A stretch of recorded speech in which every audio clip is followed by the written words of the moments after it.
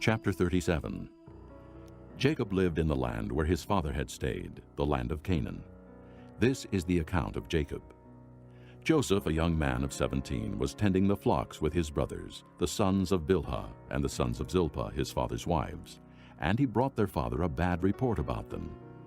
Now Israel loved Joseph more than any of his other sons, because he had been born to him in his old age, and he made a richly ornamented robe for him.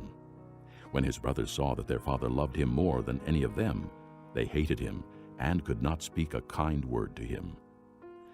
Joseph had a dream, and when he told it to his brothers, they hated him all the more. He said to them, "Listen to this dream I had.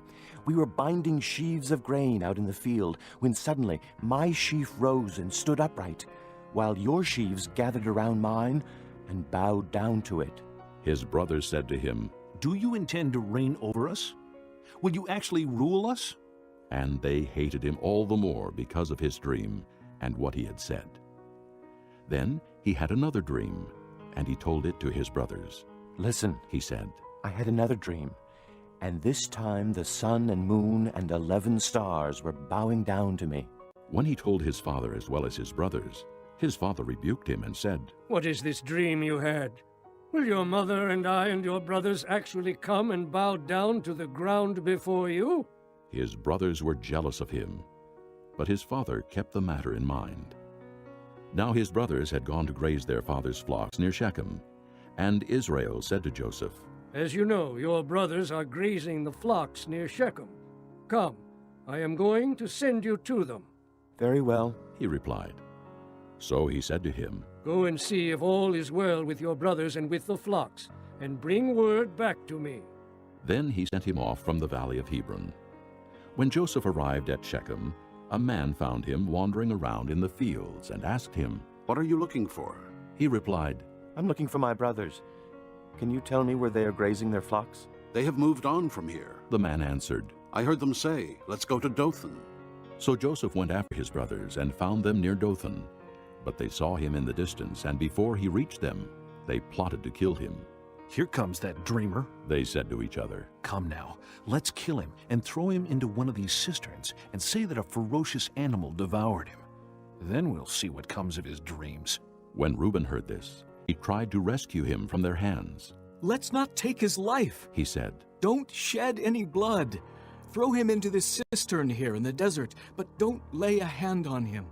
Reuben said this to rescue him from them and take him back to his father. So when Joseph came to his brothers, they stripped him of his robe, the richly ornamented robe he was wearing, and they took him and threw him into the cistern.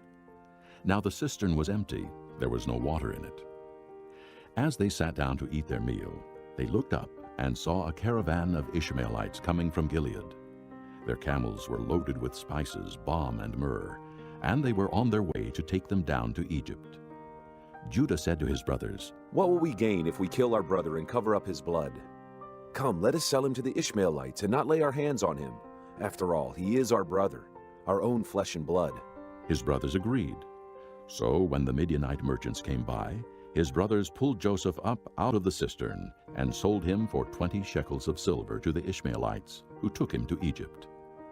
When Reuben returned to the cistern and saw that Joseph was not there, he tore his clothes. He went back to his brothers and said, "The boy isn't there. Where can I turn now?" Then they got Joseph's robe, slaughtered a goat, and dipped the robe in the blood. They took the ornamented robe back to their father and said, "We found this. Examine it to see whether it's your son's robe." He recognized it and said, "It is my son's robe. Some ferocious animal has devoured him. Joseph has surely been torn to pieces." Then Jacob tore his clothes, put on sackcloth, and mourned for his son many days. All his sons and daughters came to comfort him, but he refused to be comforted. "No," he said, "in mourning will I go down to the grave to my son." So his father wept for him. Meanwhile, the Midianites sold Joseph in Egypt to Potiphar, one of Pharaoh's officials, the captain of the guard.